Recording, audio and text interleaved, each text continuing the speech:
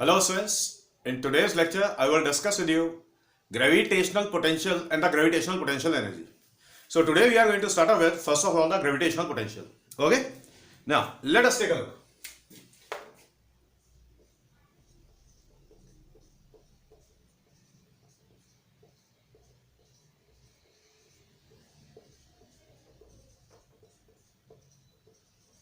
Gravitational potential, देखिए बेटा gravitational potential क्या होता है। ग्रेविटेशनल पोटेंशियल बेटा हर बॉडी का जिसका मास होता है उस बॉडी का ग्रेविटेशनल फील्ड होता है। बेटा जहां ग्रेविटेशनल फील्ड होता है वहां पर हमेशा उस स्पेस में डिफरेंट पॉइंट्स पे डिफरेंट ग्रेविटेशनल पोटेंशियल भी होता है। तो स्वेस ग्रेविटेशनल पोटेंशियल डिफाइन करेंगे हम मेटेरियलिस्टिक बॉडी जो लेंगे उसको, वो हम अर्थ कंसिडर करेंगे। लेट अस सपोज, देखिए बेटा late us suppose say it is the earth,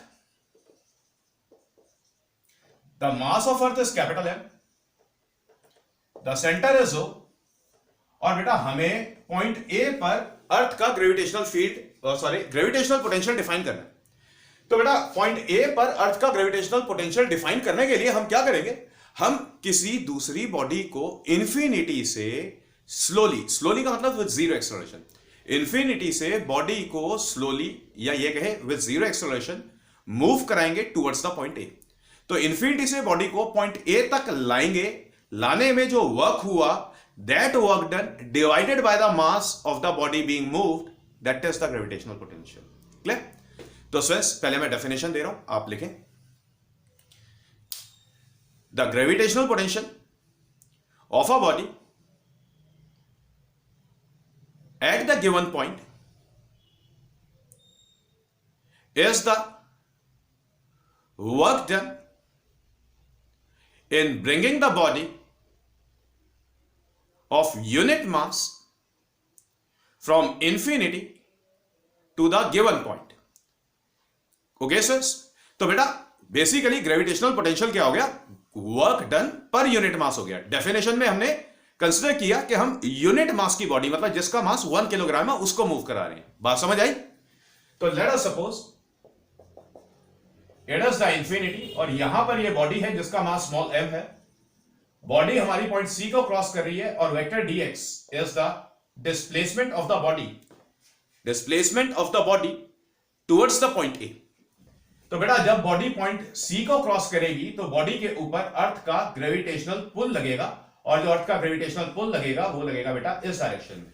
अब क्योंकि हमें बॉडी को जीरो एक्सेलरेशन से मूव कराना है तो हम बॉडी के ऊपर एक्सटर्नल फोर्स लगाएंगे जो कि ग्रेविटेशनल पुल के ऑपोजिट डायरेक्शन में होगा। बात समझ आ गई? क्लियर? अब हमने जो फोर्स लगाया हम वो मार्क नहीं करते। क्यों मार्क नहीं करते? क्योंकि स्टूडेंट्स हमारी फोर्स हमेशा ग्रेविटेशनल फोर्स के इक्वल होगी, तो जो नोन होता है वो मार्क होता है। क्लियर? अब बात करेंगे बेटा एक्सप्रेशन की।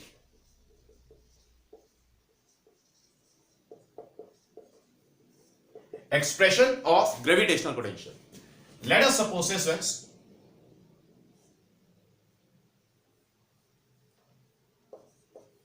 This OA is equals to R और पॉइंट A पर अर्थ का ग्रेविटेशनल पोटेंशियल हमें डिफाइन करना है। Let us suppose say this distance OC is equals to x. Okay? Clear? तो फ्रेंड्स पहले मैं कुछ कंसिडरेशंस दे रहा हूं, आप वो कंसिडरेशंस लिखिए। Suppose capital M be the mass of earth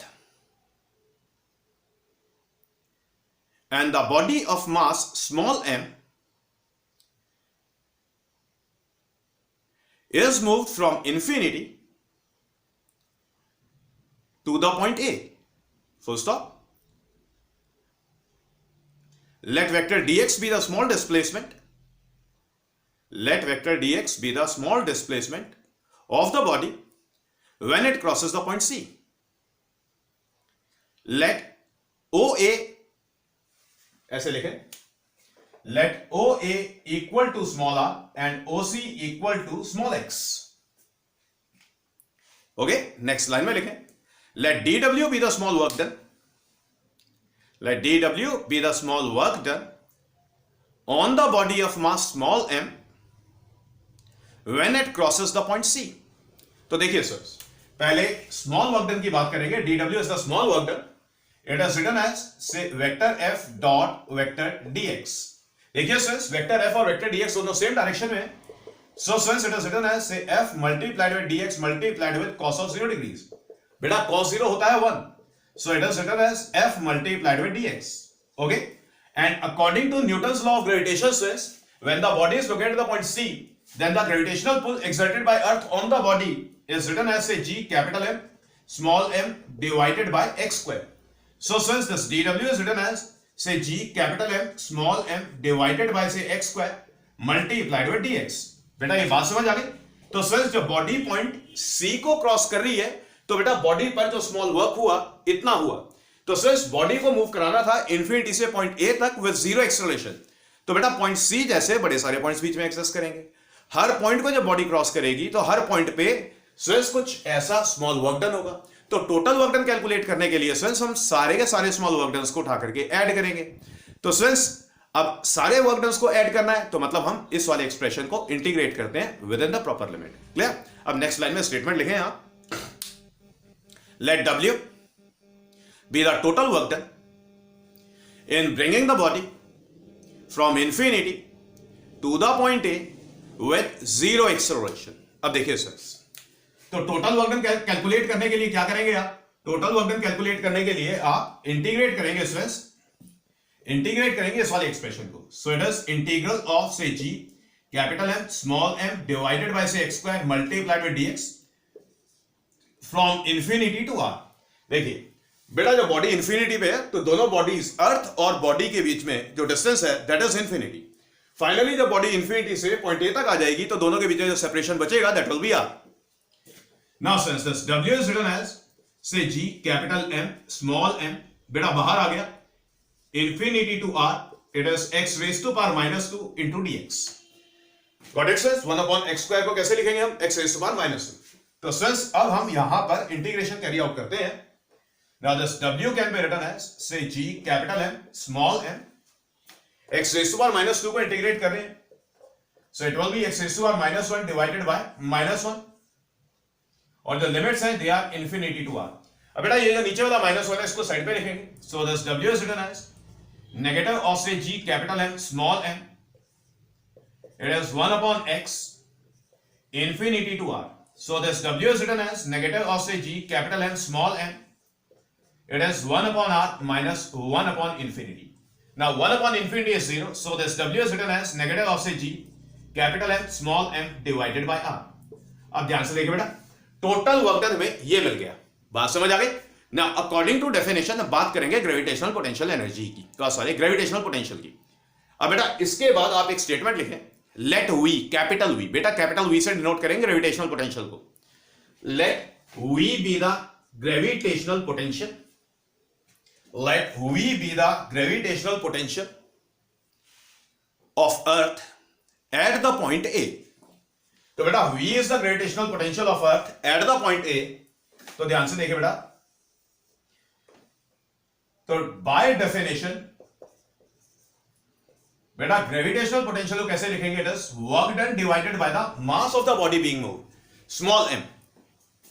बेटा स्मॉल m मास है जिस बॉडी को हमने मूव किया. याद रखें जिस बॉडी को मूव किया उसका मास डिनोमिनेटर में आएगा. Now since this v is written as, अब बेटा वर्क डन का वैल्यू यहां पे लगाते हैं. It is negative of g capital M small m divided bye r multiplied with 1 upon small m. बेटा बात समझ आ गई? Now since the small m cancelled out, so v is written as negative of say g capital M divided by small r. तो since Earth's gravitational potential at the point A हमने calculate कर लिया है. बात समझ आ गई? तो since जो अर्थ का ग्रेविटेशनल पोटेंशियल है वो किसके ऊपर डिपेंड करता है? वो हमेशा मास ऑफ द बॉडी और distance of the observation point from its centre के ऊपर डिपेंड करता है. बात समझ आ गई? क्लियर हो गई बात? और ग्रेविटेशनल पोटेंशियल आप देखें तो हमेशा नेगेटिव होता है. क्लियर? नेक्स्ट लाइन में स्टूडेंट्स आप लिख लें, हैश डाल के लिखे, from the above we conclude that the gravitational potential depends on the mass of the body and the distance of the observation point and the distance of the observation point from its centre. समझ आ गई बात? Next line में दोबारा hash डालें। Gravitational potential is a scalar quantity. बेटा gravitational potential scalar होता है, ठीक है, and its SI unit as, देखिए बेटा एसआई यूनिट डिफाइन करने के लिए डेफिनेशन पे जाते हैं। डेफिनेशन में वर्क डन अपॉन मास है, तो वर्क डन का एसआई यूनिट जूल और मास का एसआई यूनिट किलोग्राम। लिखिए the gravitational potential is a scalar quantity and its SI unit is joule पर kilogram. SI unit is joule पर kilogram. बात समझ आ गई? क्लियर? तो स्टूडेंट्स ये ग्रेविटेशनल पोटेंशियल हो गया। अब बेटा न्यूमेरिकल्स में कैसे काम करेंगे आप? न्यूमेरिकल्स में आपको डाटा देगा कि बॉडी का मास है and here to calculate its gravitational potential at a particular point, और उस पॉइंट का डिस्टेंस बॉडी के सेंटर से देगा। बात समझ आ गई? अब ध्यान से देखिए मैं न्यूमेरिकल्स में कैसे करना है, जो स्टेप 1 करना है आपको बता रहा हूं। सॉरी, पहले आप ऐसा करें, ये कैलकुलेशन कॉपी कर लें।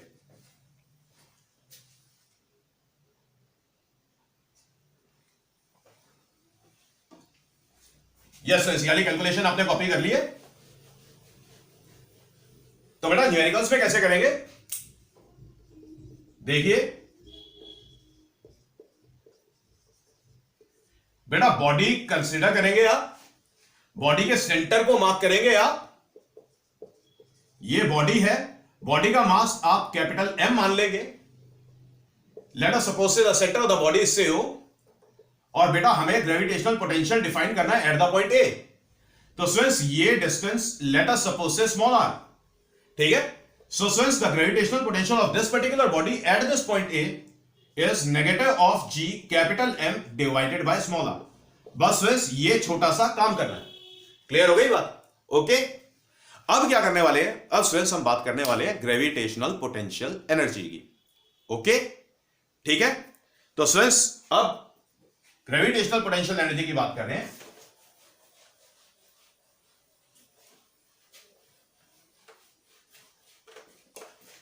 स्टूडेंट्स ये न्यूमेरिकल का काम कॉपी कर लें।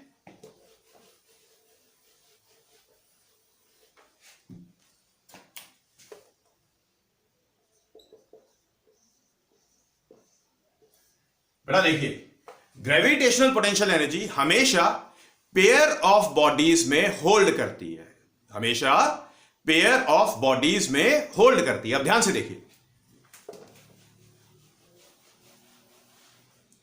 लेट अस सपोज से बेटा ये कोई एक बॉडी है, लेट अस सपोज से ये कोई एक बॉडी है which is located at the point ए, और बेटा बॉडी का मास m1 है।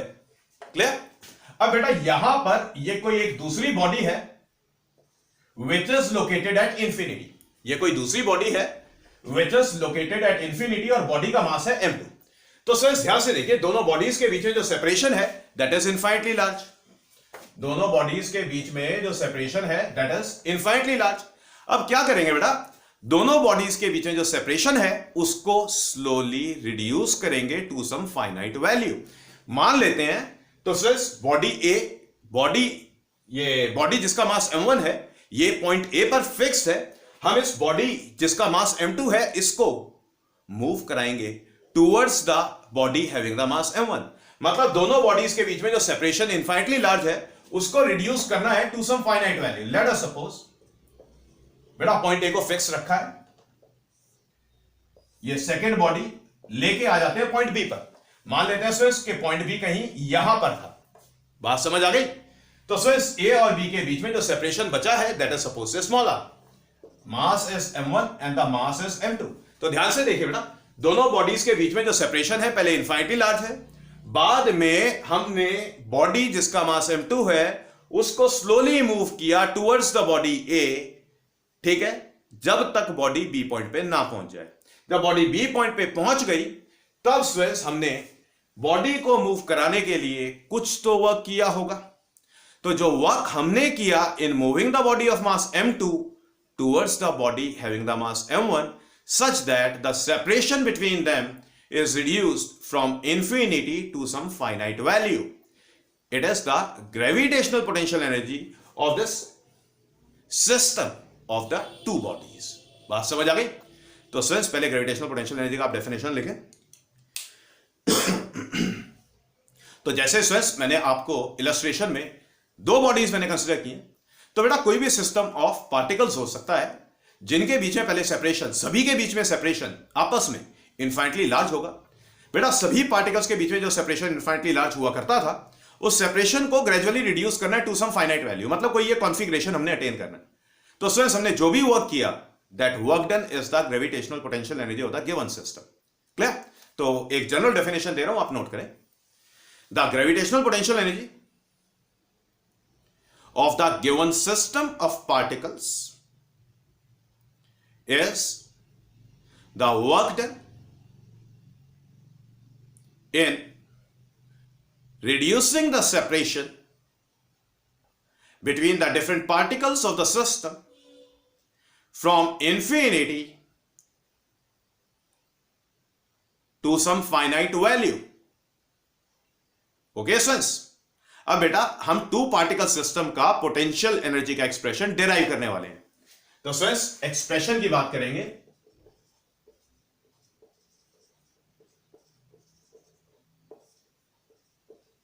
To particle system,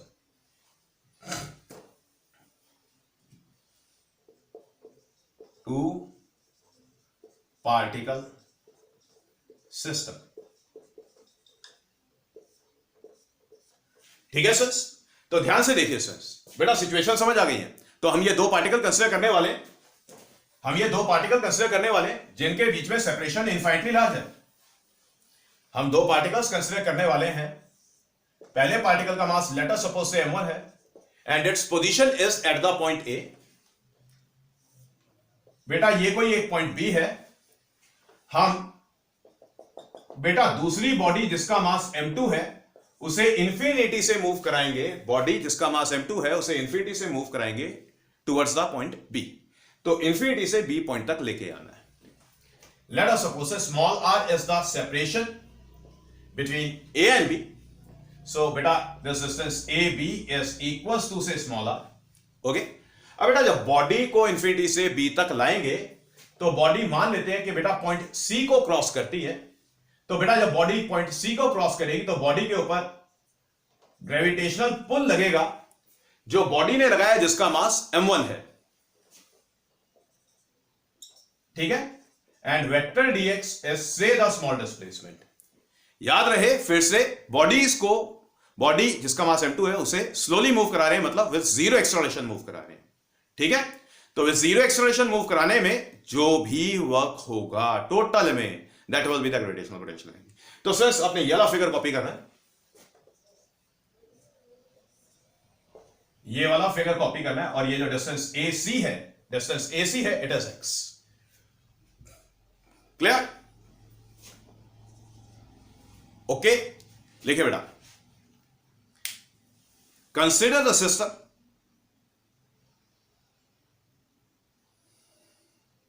of two bodies having the masses m1 and m2, full stop. The body of mass m2 is to be moved from infinity to the point B such that the separation between the two bodies is reduced to AB equal to small r. AB equal to small r. Okay, full stop. Suppose the body crosses the point C and dW be the small work done in moving the body at the point C with zero acceleration. dW be the small work done in moving the body at the point C with zero acceleration. अब ध्यान से देखिए बेटा, thus dW is written as say vector f dot vector dx, vector f dot vector dx, and thus dW is written as it is f into say dx into say cos of 0 degrees. cos 0 किस लिए? क्योंकि vector f और vector dx दोनों same direction में। So thus dW is written as say f into say dx. Okay, so and according to Newton's law of gravitation, Newton's law of gravitation को use कर रहे हैं. So this F is written as G m1 m2 divided by x square. जब बेटा body point C पर है तो जो ग्रेविटेशनल पुल लग रहा है बॉडी जिसका मास m2 है उसके ऊपर, it is given by g m1 m2 divided by x square. So since this dw is written as say g m1 m2 divided by say x square multiplied with dx. तो बेटा ये small work done का expression आ गया. तो body जब infinity से point B तक आएगी तो पॉइंट सी जैसे बड़े सारे पॉइंट्स बारी बारी क्रॉस होंगे. हर पॉइंट को क्रॉस करने में स्वेंस कुछ ऐसा वर्क डन होगा. हर पॉइंट को जब बॉडी क्रॉस करेगी तो कुछ ऐसा वर्क डन होगा. क्लियर? तो स्वेंस इंफिनिटी से पॉइंट बी तक लाने में जो टोटल वर्क हुआ that can be obtained by integrating this expression with in the proper limits. तो स्वेंस पहले तो यहां तक कॉपी होगा, उसके बाद एक स्टेटमेंट है. आप ऐसा करें, इसको कॉपी कर लें. उसके बाद एक स्टेटमेंट है, let W be the total work done. Let W be the total work done in bringing the body of mass m2 from infinity to the point B. अब ध्यान से देखिए बेटा, W total work done की बात हो रही है. So total work done is obtained by integrating this expression within the proper limits. So the expression is g m1 m2 divided by say x square multiplied with dx from infinity to r. देखिए पहले जो separation है दोनों bodies के बीच में that is इनफाइनिटी large. Finally जब body जिसका मास m2 है इंफिनिटी से जब b पे आ जाएगी तो जो सेपरेशन बचेगा that is r. Now we can say that this w is written as बेटा g m1 m2 बाहर आ जाएगा इंटीग्रल के साइन से, integration from infinity to r, it is x raised to power minus 2 multiplied with dx. अभी जैसे हमने gravitational potential किया था स्वेंस बिल्कुल वैसे ही डेरिवेशन है, बस वर्क डन तक आ जाएंगे. जो वर्क डन है वो ग्रेविटेशनल पोटेंशियल एनर्जी हो जाएगा. Now this w is written as say g m1 m2, it is x raised to power minus 1 divided by minus 1. Limits लगाएंगे infinity to r. नीचे वाला माइनस 1 साइड पे लिखेंगे, it is negative of say g m1 m2, it is 1 upon x from infinity to r. अब बेटा limits को place करेंगे. So this w is written as negative of say g m1 m2, it is 1 upon r minus 1 upon infinity. Now 1 upon infinity is 0, so this w is written as negative of say g m1 m2 divided by small r. Okay students? तो students बेटा दोनों bodies के बीच में separation infinity से r तक reduce करने में इतना वर्क हुआ. Now, according to the definition of gravitational potential energy, ये जो वर्क डन है ये ग्रेविटेशनल पोटेंशियल एनर्जी है. क्लियर? नेक्स्ट लाइन में आप स्टेटमेंट लिख ले. इसे यहां तक कॉपी करने के बाद स्टेटमेंट लिखेंगे, this work done will appear as the gravitational potential energy of the two particle system. Now let us suppose say U be the gravitational potential energy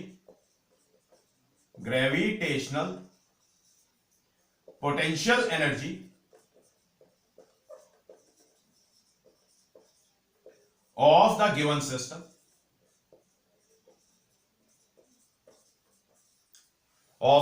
system, then by definition this u it is equals to w. So this u is written as negative of g m1 m2 divided by r. तो students आपने इस expression को use करना है. बात समझ आ गई? एक बारी स्टूडेंट्स ये सारी कैलकुलेशन आपने कॉपी करनी है.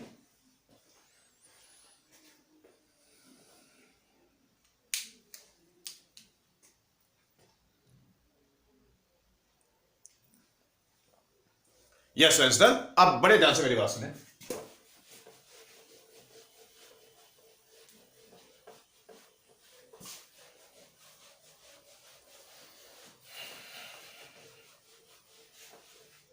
अब बड़े ध्यान से मेरी बात सुने.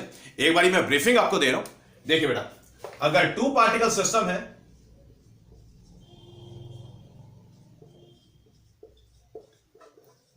टू पार्टिकल सिस्टम में ग्रेविटेशनल पोटेंशियल एनर्जी क्या होता है, आपने गिवन बॉडीज को कंसीडर करना है. दोनों बॉडीज के बीच में जो सेपरेशन है उसको डिफाइन करना है, बॉडीज के मासेस को डिफाइन करना है, और बोलना है कि जो ग्रेविटेशनल पोटेंशियल एनर्जी है that is denoted by capital you and it is negative of Gm1 m2 divided by small r। ये बात समझ आ गई? सिंपल सी बात है, समझ आ गई। अब बेटा देखिए, अगर मान लेते हैं कि 3 पार्टिकल सिस्टम है, अगर मान लेते हैं कि 3 पार्टिकल सिस्टम है, 3 पार्टिकल सिस्टम है, और 3 पार्टिकल सिस्टम का पोटेंशियल एनर्जी आपने डिफाइन करना है। तो सिस्टम को पहले डिफाइन करेंगे। यहां पे लेट अस सपोज से कि बेटा जो 3 पार्टिकल सिस्टम है, जो 3 पार्टिकल सिस्टम है, मासेस हैं m1 m2 और m3। क्लियर? ये जो कॉन्फ़िगरेशन है इसको बोलते हैं triangular configuration. 3 particle system linear configuration में भी हो सकता है। Now the separation is R12, the separation is R13, the separation is R23। अब देखिए स्टूडेंट्स, 3 पार्टिकल सिस्टम का ग्रेविटेशनल पोटेंशियल एनर्जी आपने लिखना कैसे है? स्टूडेंट्स देखिए, ग्रेविटेशनल पोटेंशियल एनर्जी हमेशा पेयर ऑफ बॉडीज में एग्जिस्ट करता है, गिवन पेयर में एग्जिस्ट करता है। तो आपने यहां पर पेयर्स बनाने हैं। देखिए, पहला पेयर पहली बॉडी से स्टार्ट करते हैं। पहली बॉडी के अलावा आपको 2 बॉडीज दिखाई दे रही है। क्लियर? तो पहली वाली बॉडी से पेयर बनाए सेकेंड बॉडी का, और फर्स्ट वाली बॉडी का पेयर बनाए थर्ड बॉडी के साथ, तो 2 पेयर काउंट हो गए। अब जाए सेकेंड बॉडी पर। सेकेंड बॉडी के अलावा फिर से हमें 2 बॉडीज दिखाई देगी। सेकेंड का पेयर फर्स्ट के साथ ऑलरेडी हो चुका है, तो दोबारा काउंट नहीं होगा, सिर्फ एक ही बार काउंट होता है। अब बेटा जो दूसरा पेयर बचा हुआ है वो ये वाला हो गया। क्लियर हो गई ये बात? अब जाए थर्ड के ऊपर। थर्ड के अलावा 2 बॉडीज देखें आप कि दोनों बॉडीज के साथ पेयरिंग कंप्लीट हो चुकी है। तो in total students 3 particle system में ट्रायंगुलर कॉन्फ़िगरेशन में हमारे पास 3 डिफरेंट पेयर्स हैं। तो टोटल पोटेंशियल एनर्जी कैसे लिखेंगे?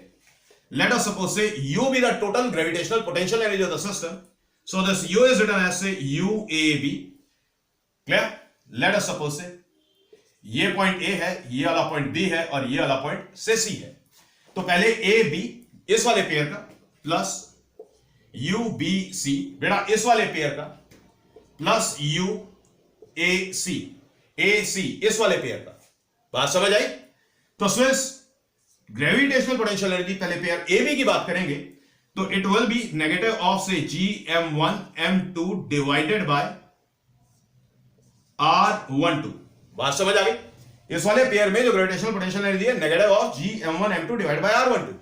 अब बेटा बात करें BC की, B और C को देख रहे हैं तो मासेस m2 और m3 हैं, so it is negative of से Gm2 m3 divided by R23। ये बात समझ आ गई? सेपरेशन देखिए R23 मापते हैं, प्लस सॉरी प्लस नहीं।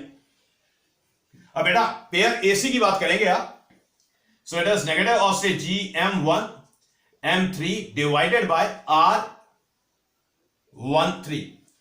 क्लियर? तो स्विस जो gravitational potential energy of the 3 particle system है टोटल इतना हो जाएगा। समझ आ गई ये बात? इतना काम क्लियर है? Let me take a look at the video. चलिए स्विस, ये जो नीचे का लिखा हुआ है ये क्लियर नहीं है, तो मैं दोबारा लिख देता हूं।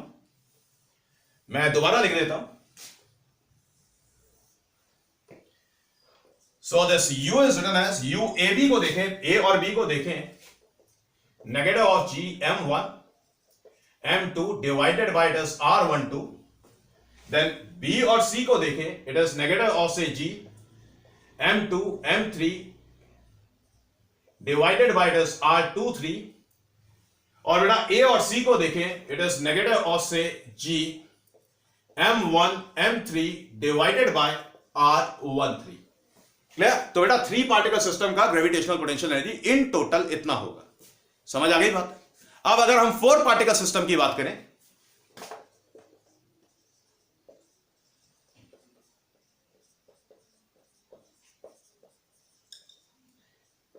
तो बेटा 4 पार्टिकल सिस्टम की बात करें तो देखिए, सपोज से A, B, C and D। बेटा जो पार्टिकल्स हैं हमने मार्क किए, मासेस m1 m2 m3 और m4। ठीक है? सेपरेशन इट इज से R14, इट इज से R12, इट इज से R23 एंड इट इज से R34। ठीक है? अब पेयरिंग करनी है। बेटा फर्स्ट से स्टार्ट करेंगे। फर्स्ट के अलावा हमें 3 बॉडीज दिखाई दे रही है, 1 2 3। तो पेयरिंग करनी है।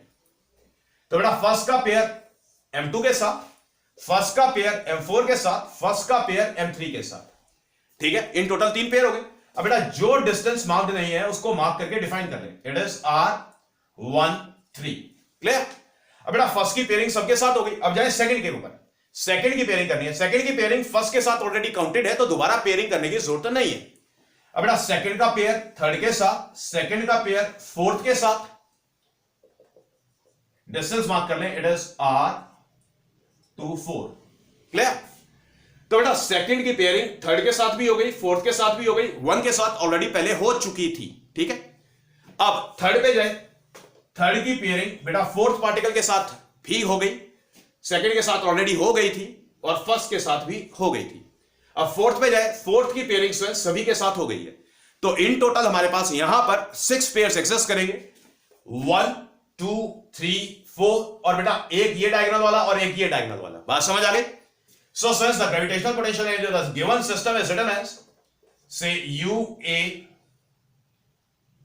D plus say U D C plus say U C B plus say U B A plus say U A C and plus say U B D। तो इन टोटल बेटा ये पहले जो 4 है, ये पहले 4 तो साइड वाले हो गए और ये लास्ट वाले 2 डायगोनल वाले हो गए। So this U is written as, पहले पेयर AD की बात करें, AD में जब आप देख रहे हैं तो मासेस M1 और M2 हैं। So negative of G M1 M2 divided by it is R12।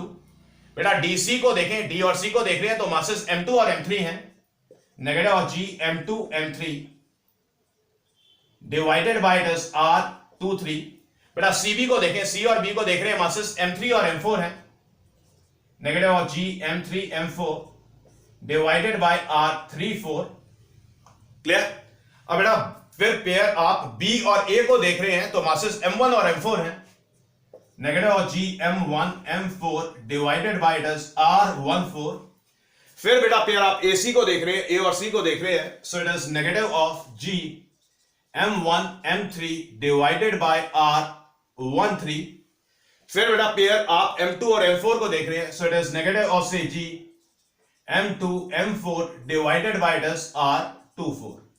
Clear. तो इन टोटल 6 पेयर्स थे, ठीक है। तो gravitational potential energy of the 4 particle system total इतना हो जाएगा। बात समझ आ गई, क्लियर हो गई बात। तो सिंस आज का ग्रेविटेशनल पोटेंशियल और ग्रेविटेशनल पोटेंशियल एनर्जी का टॉपिक हम यहीं पे फिनिश करते हैं, तो बाकी करेंगे नेक्स्ट लेक्चर में। ओके, अब थोड़ा सा सेक्शन रह गया ग्रेविटेशनल पोटेंशियल का, होप सो या तो नेक्स्ट लेक्चर में या उससे नेक्स्ट लेक्चर में कंप्लीट हो जाएगा। Okay, so this is all for today.